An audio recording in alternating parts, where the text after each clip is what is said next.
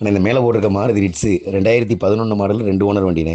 வண்டி 90,000 கிலோமீட்டர் ஓடி இருக்குது. கம்பெனி சர்வீஸ் ரெக்கார்டு கிடையாது. இன்சூரன்ஸ் கரண்ட்டில் கிடையாதுண்ணே. 2 டயரும் ஒரு 3/4 கண்டிஷன் இருக்கும். 2 டயர் அரை கண்டிஷன் கீழே தான் இருக்கும். Body line, engine, interior, AC, suspension எல்லாமே நல்லா இருக்கும்ண்ணே. வண்டி அடிபாடு ரீப்ளேஸ்மெண்ட் கிடையாது. பேக் பம்பரில் ஒரு கோட்டு பெயிண்ட் அடிக்கிற மாதிரி இருக்கும். ரைட் சைடு டிரைவர் சைடு டோரில் லைட்டாக பெயிண்ட் டச் பண்ணுற மாதிரி இருக்கும். அதை தவிர்த்து வேறு எந்த அடிபாடு ரீப்ளேஸ்மெண்ட்டும் கிடையாதுண்ணே. வண்டி இருக்கிற ஆசிடிஸ் கண்டிஷனுக்கு 190க்கு கிடைக்கும்ண்ணே.